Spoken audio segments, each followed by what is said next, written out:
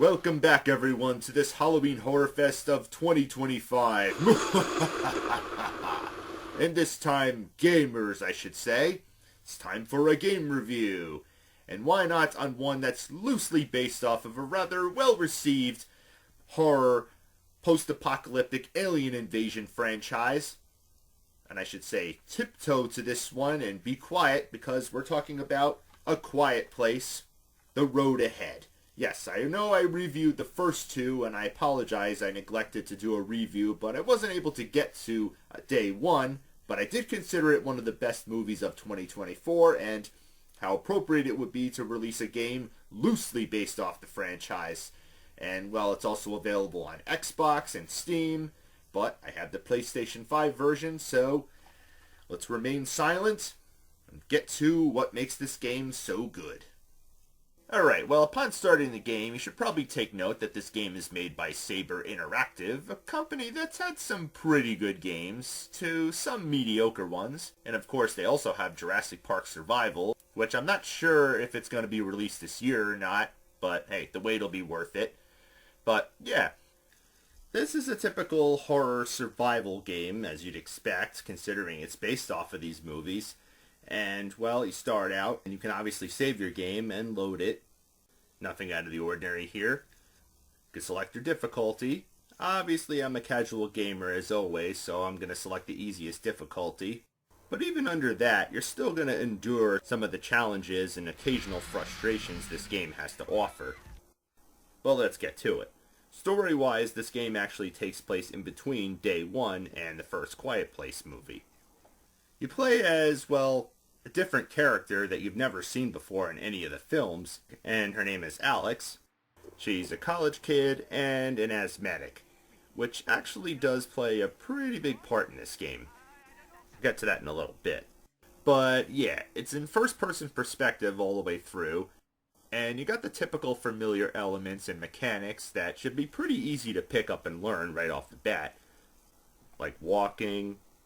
And aside from walking, if you push down on the same analog stick, the right one to be exact, it can put you in a crouching position, press down on it again, and it stands you up again.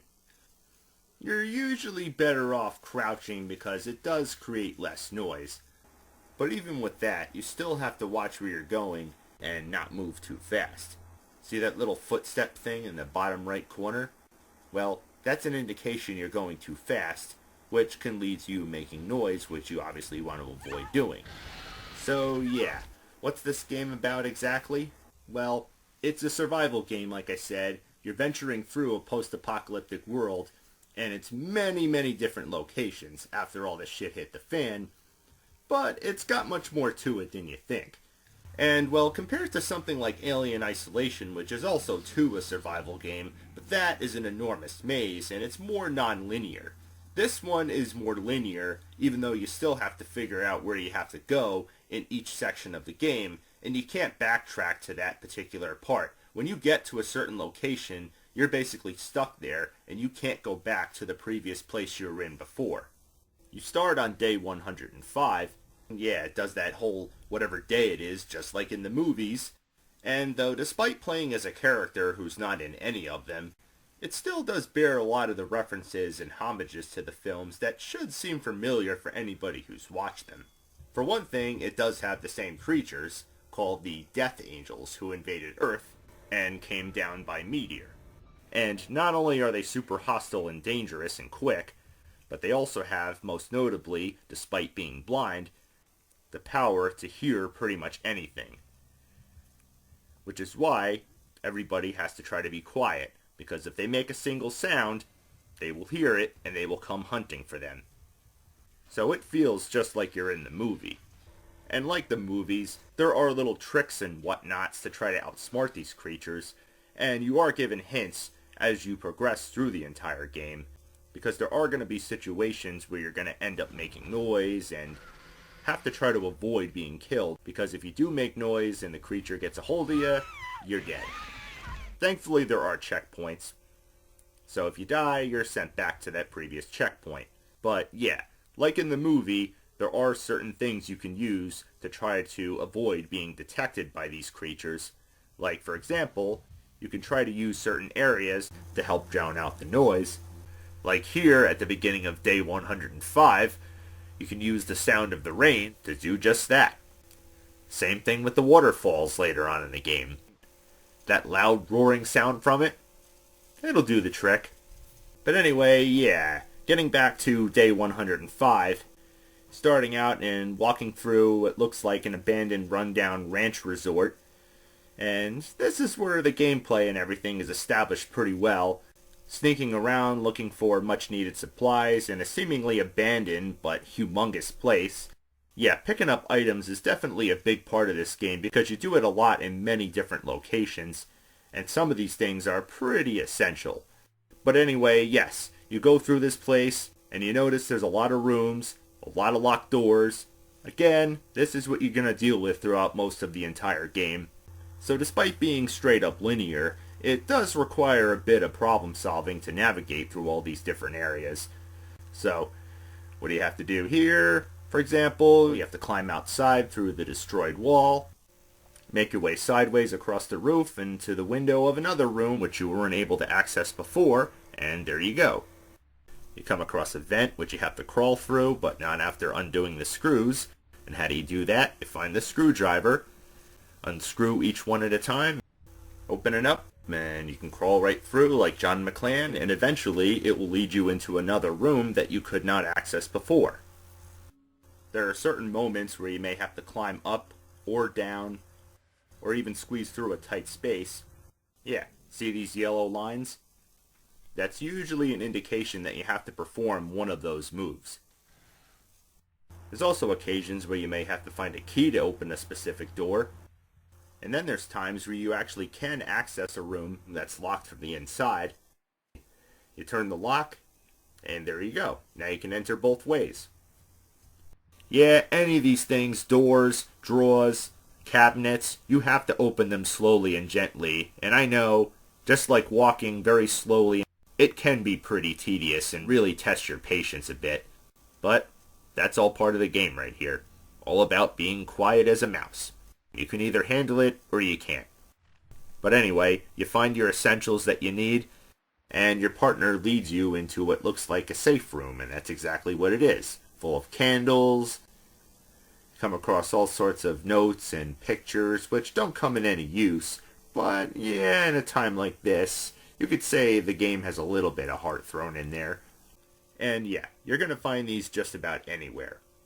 But anyway, your partner gives you something that definitely comes in great use. In fact, you can actually keep several of them in your inventory alongside pills, which you'll be finding and collecting plenty of throughout this entire adventure, as well as random cassette tapes, and these little toy rockets, which, okay, it's a little bit of a nod to the beginning of the first movie. Remember where the kid gets it and makes the noise before getting captured by the creatures? There's a couple other essentials that you collect that I'll get into in a little bit, but most importantly, what he gives you, inhalers. Yeah, it's obviously a one-time use thing, but as I said, your character is an asthmatic. Thankfully, though, you are given hints on how to deal with this. See the little lungs icon in the top left corner? Well, that indicates your character's respiration status. When it starts turning red or orange, usually due to either stress, which most of the time happens when she's in a real tough situation, like when a creature is nearby, or like later on in the game when you're breathing in dust or sand. I'll get to that in a little bit too. But yeah, this is important because if your character starts having an asthma attack and ends up coughing, that can obviously be dangerous because you don't want to make noise. So just as your character is about to cough, you're given sort of a split-second decision thing in which you have to press the button to avoid that from happening. Anyway, after that, you make your way out of the safe house, off the ranch resort, alongside your partner sadly is cut short as you get your foot caught in the log, which makes noise, but your character makes the sad but noble sacrifice, saving your life. Cut to a couple days later in the hospital, where her father is present and actually learns that she's pregnant. Yeah, I forgot to mention that. So, you leave the room you're in, venture through this hospital, which this place too is also a humongous maze you have to navigate through, and you come across another essential item, the flashlight. But here's the trick with it. It runs on disposable batteries, and they don't last forever, so you have to use them conservatively, because you can only keep a certain amount of batteries in your inventory, just like the inhalers and pills. Yeah, another essential that you can collect throughout the game, but as I said, use them wisely, because if you run out, especially if you're in a dark room where you really need the flashlight, it'll really suck. Because this hospital has a lot of dark rooms, and you're going to have to navigate through a lot of dark areas later on. So yeah, you get this, as well as this device after repairing it, a noise tracker. You could choose whether you want to hold on to it or put it away at any time. Same thing with the flashlight. And I would say it's pretty handy too. But anyway, you navigate through this big-ass maze of a hospital, through the hallways, tight spaces, vents, and eventually the creature aliens make their way into the hospital, attacking some of the people. Watch the glass, obviously. You don't want to step on that, otherwise you're dead. Make your way outside the parking garage. Oh, and I did forget to mention on the easiest difficulty, which is what I'm playing it on, if you press and hold R1, it gives your character sort of an infrared ability, allowing them to see the creatures right through any objects or any walls at any time when they're close by. Definitely useful if you're trying to avoid touching these creatures, because if they make any type of physical contact with you, even if they don't hear you, you're also dead. So it's best to use this ability to your advantage and stay away from them as much as you can. Especially here as you're making your way outside of the parking garage of the hospital and into the woods. Oh, and if you do get lost at any point in the game and you're not sure where to go, just press down on the D-pad and it should give you a hint right there. Yeah, see where that little yellow diamond comes up? That indicates the location of where you have to go next. And right here, it's inside of this little shack cabin thing. Because right here you have to find, and you do this plenty of times throughout the game, finding a wooden plank to help you get across these gaps. And that's exactly what you do here. You go inside of this little cabin shack to find it and place it so you can walk across. You then follow the railroad tracks through a tunnel and even more into the woods until you make your way inside of this house, downstairs inside of another safe room.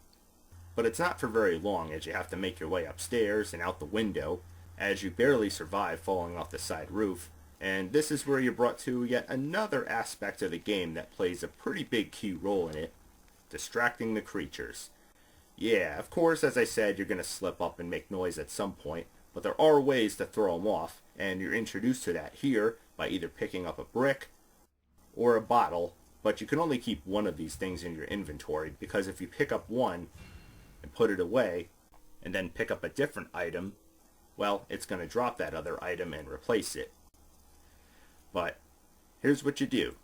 You aim, and it's best to do this at a far distance away from you. And, oh, don't hit the creature either, because that'll just get you killed instantly. But yeah, you aim it like this, and you throw it to try to get the creature away from you. Because, well, they're attracted to noise, and any of that noise can throw them off. And this is basically the best weapon of defense to try to get the alien creature away from where you have to go. And sometimes you may have to break windows open or set stuff off. Like this bear trap right here. You don't want to step in that, just like in the second movie. You'll make a sound and you're dead. So you have to throw something into it to set it off. But approach that area where you have to go very carefully. And there's also plenty of these little traps that you have to try to deactivate. Yeah, as soon as you walk into them, they're going to go off and make noise.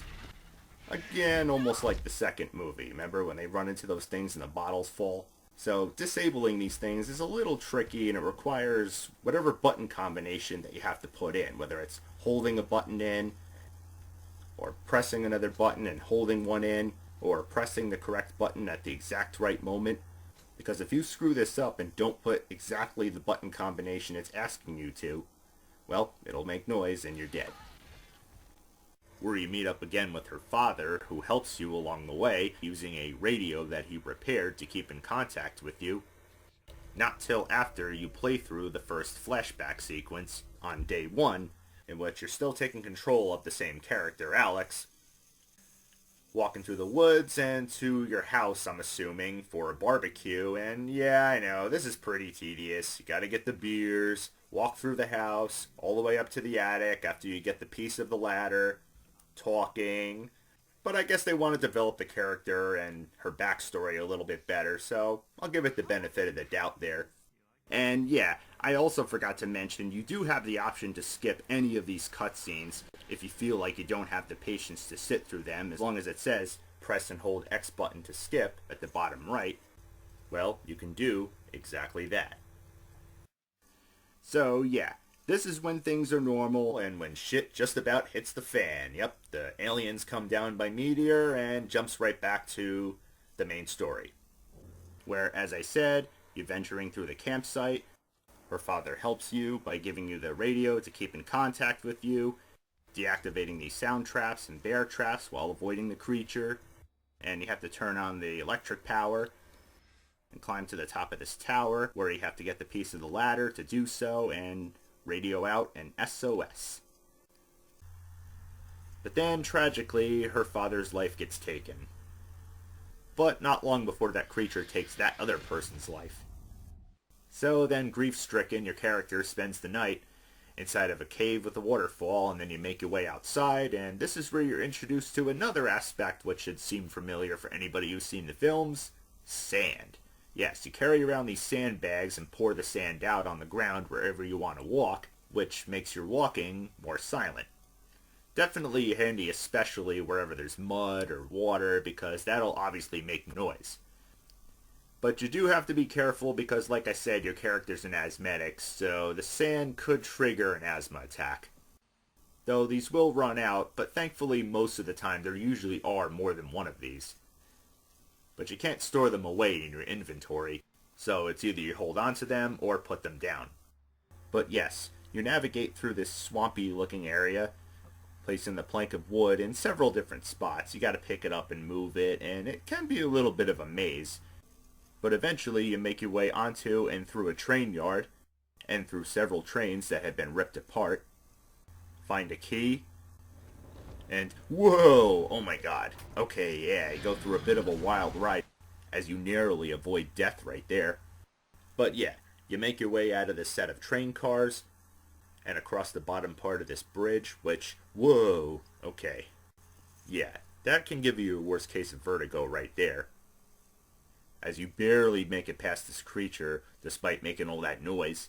But of course, just as that ladder breaks and makes more noise, you have no choice but to run for your life. Yeah, you have to run as fast as you can and try to maneuver around anything that gets in your way as quick as possible. Yes, even this small little fence which you have to squeeze through, as you barely fit through this small hole of this building, which turns out to be a pump station warehouse building. But before we get to that part of it, another flashback sequence. This time around it's more thrilling and action-packed as you're taking control of Alex yet again in the back of a fast-moving vehicle. This time, and the only time, using a shotgun. But here's the thing though, you obviously can't kill the creatures, so you just gotta shoot their claws and get them off the vehicle. But your gun will run out of ammunition, and you have to reload it at the right time, because if you run out at the wrong time and the creature, or more than one creature in fact, gets in the vehicle, it'll kill you. And you have to start over. So it's pretty cool, and I'll give them credit for giving the game a little bit of variety. Of course you obviously survive, but your friends aren't so lucky. And then it's back to the present day, where you're inside of that water pump warehouse building, where your flashlight apparently has stopped working. You are, however, introduced to a few new items, one of them being a flare, which I didn't really know what the purpose of these were at first, but then I realized they're just another noise-making distraction item. Or I guess a way to fill the void for your broken flashlight. And you think the last couple parts of the game are a maze? Get ready. This one's even more of a maze. I mean, where do I start? See this water spitting out of this pipe at very high pressure like a geyser? Can't walk through that because it's too dangerous, so you have to turn the pressure off by turning this valve. And the way you have to turn this valve is in a pretty specific manner. To do it successfully without making noise, basically you want to keep that little white line on the white. Kind of tough to explain, but you'll figure it out. Anyway, it's safe to walk through, thankfully. Though that's not the only time you're going to be doing this. You actually have to pick up and carry not one, but a few of these in different spots in this building in order to attach and shut off the water.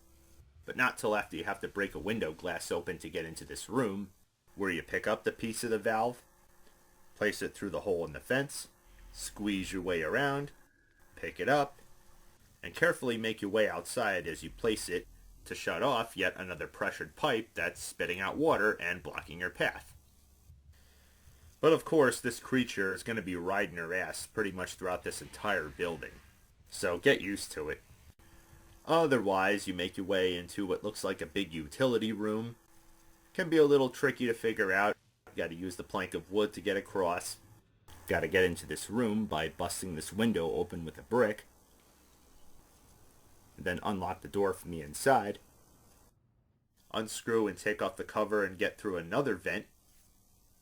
And then through this big, loud, noise-making door, which you narrowly avoid death once again by escaping a creature which comes right at you.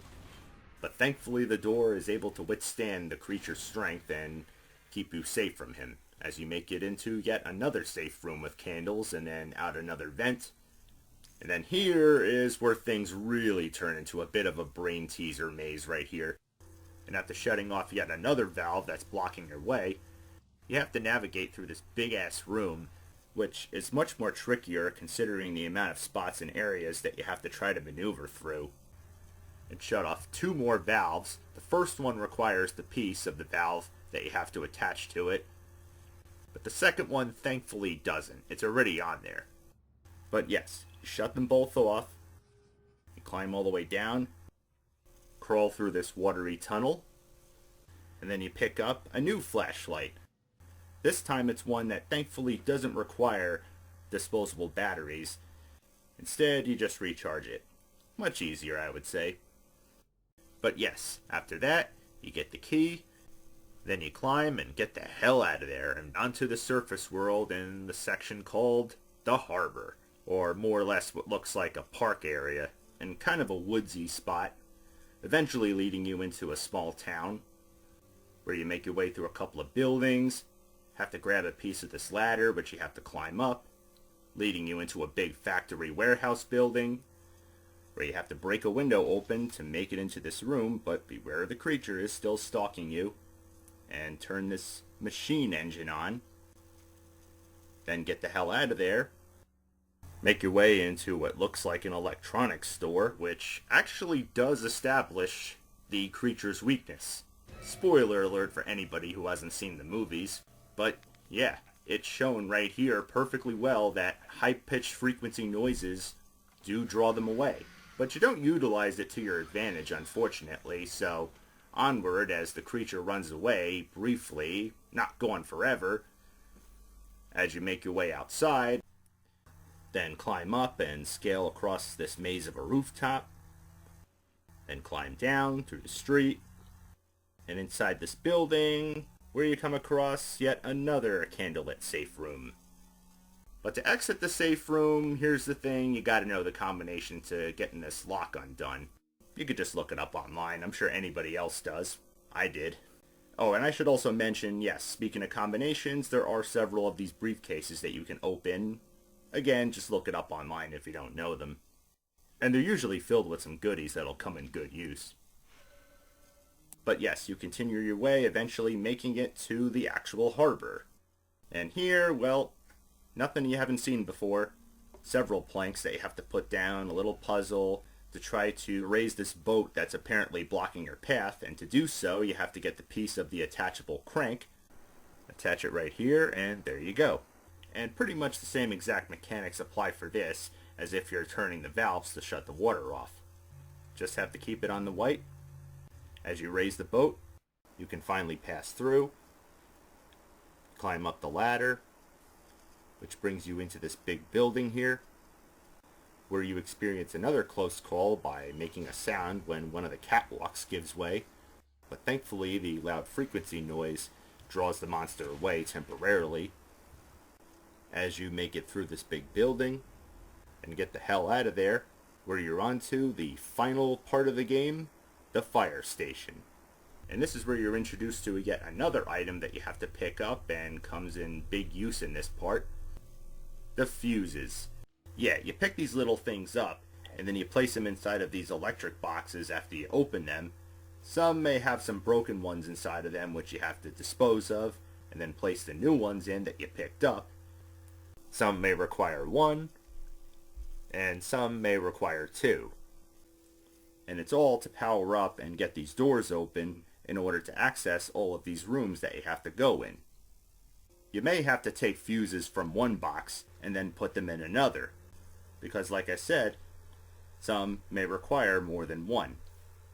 And other than that, you also have planks you have to use to cross over gaps, boxes to move, and apparently one of the electric boxes that you planted the fuses in malfunctioned and sparked a big fire. So after you make your way in and out of another candlelit safe room, go down a bunch of stairs, open and go through a vent, down more stairs, and then into another big room, place a fuse in there, and operate this machine by using an attachable valve. Yep, we're doing this again. All to lower the water level, not the first time, as you make your way over to another turnable valve. Thankfully this one's already on there. Though instead of lowering the water levels, this one actually activates the sprinklers, which you actually can use if you stand underneath them to drown out some of the noises you make. Though with this creature still on your ass, especially in this part of the game, I would still be careful about how much noise you make. But anyway, you have to get into this room. In order to do so, you have to break the window open, go in there, and carefully throw the switch inside of this electric box, which turns the lights on. Definitely makes it easier when trying to get through here, and yeah, this too can also be a bit of a brain teaser maze. Anyway, unlock the door, make it all the way across here. After yet another close call, you exit this big room, through a long corridor of stairs, use the plank of wood to carefully go across, and then in and out the very last candlelit safe room, and then through this room, which is apparently infested with a lot of smoke. And for a character that is an asthmatic, not a good mix there. So you have to try to make it through here quietly and quickly at the same time. Kinda tough there, as you have to make your way to this big wheel and turn it to get this big door open. But because of all the smoke, it pretty much overwhelms your character as she passes out. But thankfully, just in the nick of time, another woman basically sacrifices herself, giving your character her gas mask and helping you to get the hell out of there. But it doesn't last too long, as you're once again under the gun to try to get to the boat quickly and quietly as possible. Yeah, wooden planks to get across the gaps, avoid attracting the creature, and get on the boat and finally get the hell out of there. And spoiler alert for any of you who once again haven't seen the movies, the creatures can't swim. But that didn't stop this creature from stowing away as you make it towards the island. Yep, you gotta get rid of this guy once and for all. But thanks to a little high-pitched noise on the boat, and with the shotgun in a split-second decision, take him out once and for all. Your adventure through the quiet place is over. So that's the game right there. I can't say it's terrible. It's flawed. It has its issues. It's not for everybody, considering it is a stealth game. There are moments where you are obviously going to make noise and end up dying and having to restart at checkpoints. There is actually a survival mode for any of you who think you have the skill to make it all the way through without dying, but good luck there. And obviously, like I said, I'm more of a casual gamer, so this was on the easiest difficulty. There are some good characters in this game, and the main character you're playing as is pretty likable. And it does play itself pretty realistically. I mean, it does take on serious situations, some dramatic moments, and it does throw a little variety in there too as well. And there's some great suspense, the music and everything, especially when the creature's just about to kill you, definitely adds a bit of a horror element to the game. I enjoyed this one, considering I did enjoy the movies. So, if you're into this kind of stuff, I'd give this one a shot. It is kind of short, but for a price of $30, I'd say it's worth it. Obviously, if I were to pay $60, then I would say it's not worth it. But thankfully it's not, so if you love the movies, this quiet place is one that you may want to visit. So, my final verdict is a Wii Remote with Wii Motion Plus up and a Playwear mode up.